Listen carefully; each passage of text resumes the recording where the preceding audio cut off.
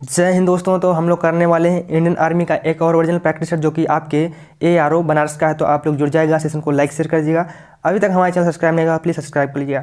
जिस भी हमारे फौजी भाई को 15 जनवरी का पेपर है उनके लिए बहुत बहुत शुभकामनाएं।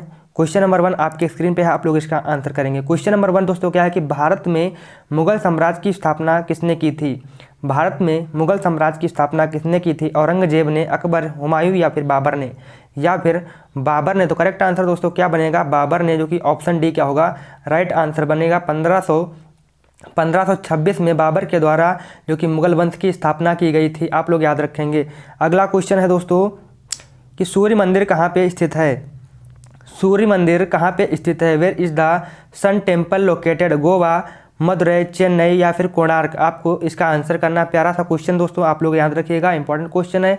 तो दोस्तों करेक्ट आंसर क्या बनेगा? कोणार्क, यानी कि ऑप्शन क्या होगा? डी करेक्ट आंसर होगा। कोणार्क जो कि कहाँ पे है? तो उड़ीसा राज्य में स्थित है, आप लोग याद रखेंगे।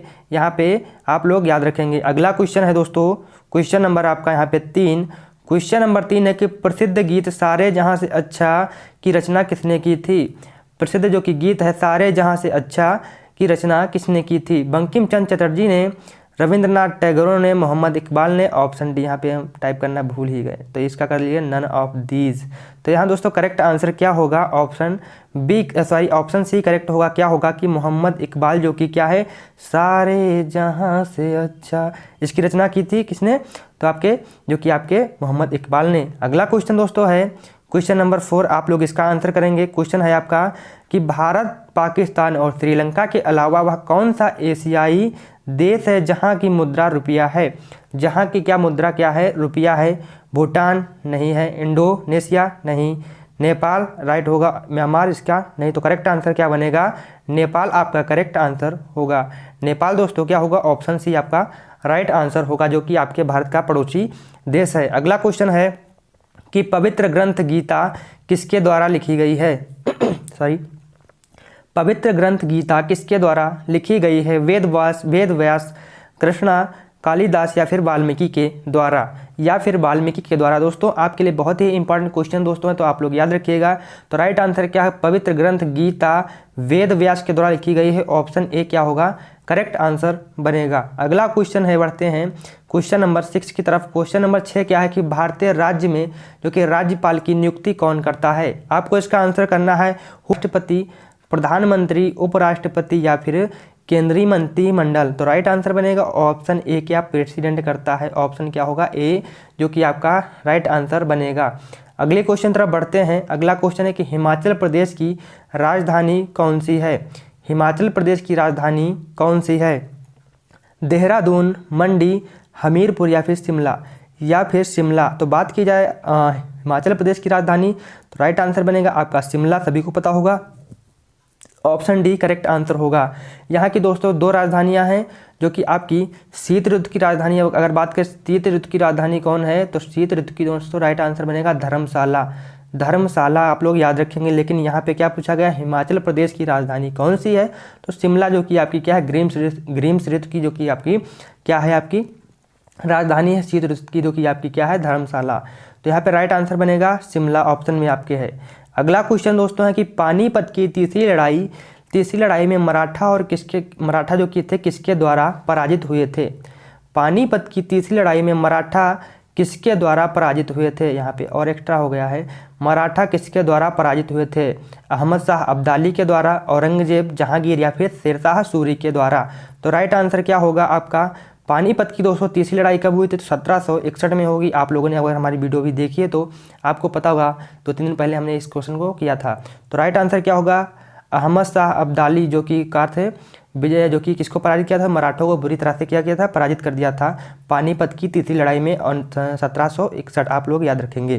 तो बढ़ते हैं अगले क्वेश्चन तरफ। अगला क्वेश्चन है आपका कि भारतीय विज्ञान अनुसंधान जो कि कहाँ पे स्थित है? भारतीय अनुसंधान कहाँ पे स्थित है? आपको बताना है। विज्ञान संस्थान कहाँ पे स्थित है? कोलकाता, बेंगलुरु, चेन्नई या फिर मुंबई? या फिर मुंबई। तो भारतीय विज्ञान अनुसंधान दोस्तों कहाँ पे स्थित है? तो आपके राइट आंसर बनेगा ऑप्शन बी, बेंगलुरु में आपका करेक्ट आंसर होगा। अगला क्वेश्चन है कि अंतर्राष्ट्रीय क्रिकेट परिषद का मुख्यालय कहाँ पे स्थित है? अंतर्राष्ट्रीय क्रिकेट परिषद का मुख्यालय कहाँ पे स्थित है? Where is the headquarter international cricket council located?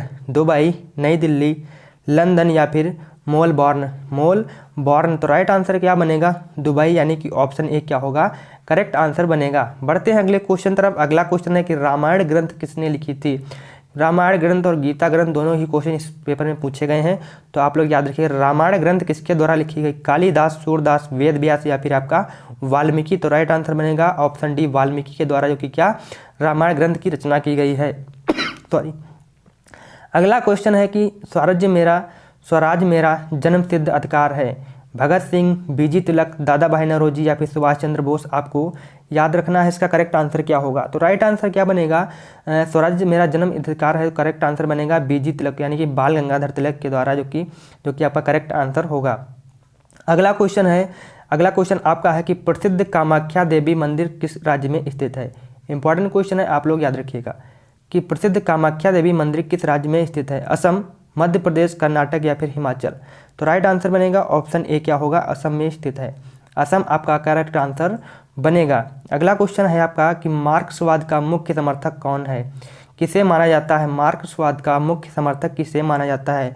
ल्यू black को, कार्ल मार्क्स को, एम राय को या फिर इनमें से कोई नहीं? इनमें से कोई नहीं। तो राइट आंसर क्या बनेगा? कार्ल मार्क्स को कहा जाता है, ऑप्शन बी क्या होगा? करेक्ट आंसर बनेगा। अगला क्वेश्चन है आपका कि सर्वोच्च गैर सैनिक वीरता पुरस्कार कौन सा है? सर्वोच्च गैर सैनिक वीरता पुरस्कार कौन सा है? कीर्ति चक्र, अशोक चक्र, परमवीर चक्र या फिर शौर्य चक्र? शौर्य चक्र। तो राइट आंसर बनेगा गैर वीरता पुरस्कार आपका अशोक चक्र है, जो कि शांति के समय में दिया जाता है। आप लोग याद रखेंगे शांति के समय में दिया जाता है। और आपका परमवीर चक्र जो कि क्या है? युद्ध के क्षेत्र में दिया जाता है। युद्ध चल रहा हो, विजय प्राप्ति हो, तो क्या दिया जाता है? परमवीर चक्र दिया जाता है। लेकिन यहाँ पे क्या है? सर्वोच्च गैर सैनिक पूछा गया, तो आपका अशोक चक्र याद रखेंगे। अगला का सेशन है जीएस का। तो क्वेश्चन नंबर 16 है, आपको इसका आंसर करना कि हास्य गैस का रासायनिक सूत्र क्या है? Chemical formula of laughing gas is?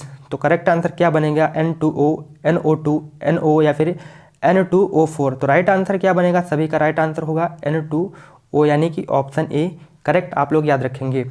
अगला क्वेश्चन है आपका क्वेश्चन नंबर 17, किस विटामिन से हड्डियों को मजबूत मिलती है? मजबूरी हो गया क्या? मजबूती मिलती है। तो आप लोग याद रखेंगे किस विटामिन की से हड्डियों को मजबूती मिलती है?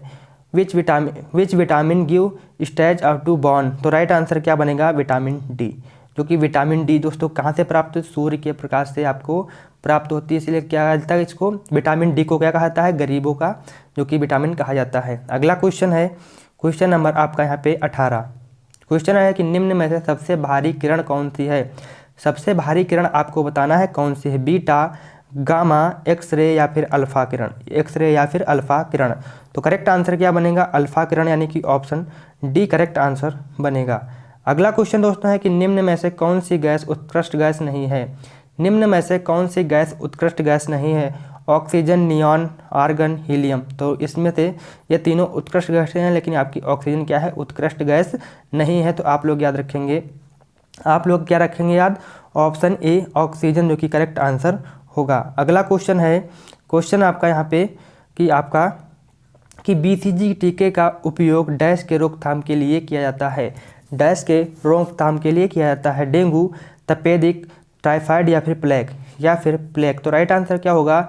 BCG का जो कि टीका जो कि क्या होगा? टीके का उपयोग तपेदिक रोग के जो कि रोकथाम के लिए किया जाता है, ऑप्शन बी करेक्ट आंसर होगा। अगला क्वेश्चन है दोस्तों कि रक्त में उपस्थित हीमोग्लोबिन किस जटिल प्रोटीन से संपन्न होता है? किस जटिल प्रोटीन से संपन्न होता है?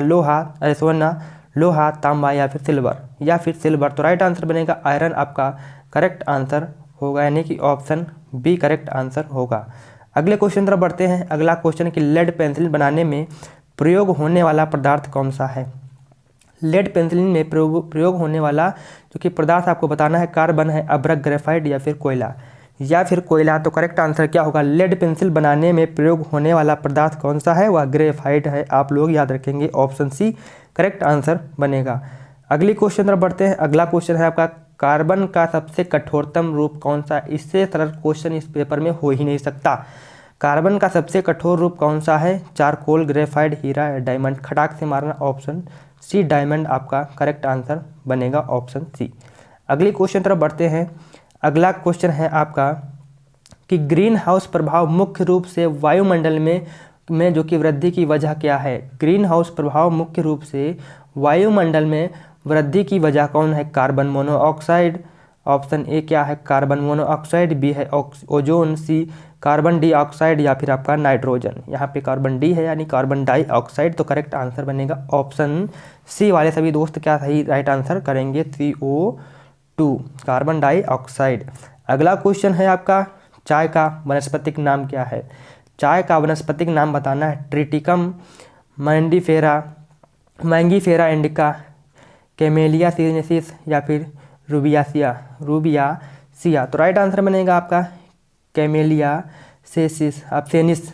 राइट आंसर क्या होगा आपका? कैमेलिया सीनेसिस आपका राइट आंसर बनेगा। थोड़ा मिस्टेक हो जाती है, सीनेसिस आपका करेक्ट आंसर क्या बनेगा? कैमेलिया सीनेसिस आपका राइट आंसर बनेगा ऑप्शन सी। अगली क्वेश्चन तरफ बढ़ते हैं। अगला क्वेश्चन है कि डायलिसिस का प्रयोग डैश के इलाज में किया जाता है। तो डायलिसिस का प्रयोग जो कि किसके इलाज में किया जाता है? तो गुर्दे की निर्बलता में के इलाज के लिए प्रयोग किया जाता है, यानी ऑप्शन सी करेक्ट आंसर होगा। अगला क्वेश्चन दोस्तों है कि वल्केनाराइज्ड रबड़ का आविष्कार किसके द्वारा किया गया था? वल्केनाराइज्ड जो कि आपका रबड़ का आविष्कार किसके द्वारा किया गया था? किर्कपैट्रिक मैकमिल के द्वारा, चार्ल्स गुडईयर के द्वारा, लॉर्ड विलियम थॉमस के द्वारा या फिर जॉन बाय डनलप के द्वारा। तो राइट आंसर बनेगा ऑप्शन बी करेक्ट आंसर बनेगा चार्ल्स गुडईयर के द्वारा, जो कि वल्केनाइज्ड रबड़ का आविष्कार किया गया था। अगला क्वेश्चन है आपका कि निम्न तत्वों के बीच में ध्वनि सबसे तेज चलती है। निम्न किस्म तत्वों में से जो कि सबसे तेज चलती है? हवा, पानी, निर्वात या फिर स्टील में तो राइट आंसर क्या बनेगा? आप लोग इसका कमेंट बॉक्स में आंसर करेंगे, जो कि आपका सिंपल सा क्वेश्चन है, होमवर्क का क्वेश्चन ये है आपका। और आगे बढ़ते हैं। क्वेश्चन आपका यहाँ पे है कि अस्थायी निकायों के नियमों को डैश के द्वारा जो कि आपका क्या किया गया था? डैश के द्वारा क्या हुआ था? दिया गया था। किसके द्वारा दिया गया था? अस्थायी निकायों के नियमों को किसके द्वारा दिया गया था? आर्किमिडीज के द्वारा दिया गया था। ऑप्शन सी करेक्ट आंसर होगा। दोस्त अगला क्वेश्चन है आपका, क्वेश्चन है कि बंदूक से छोड़ी गई गोली में होती है।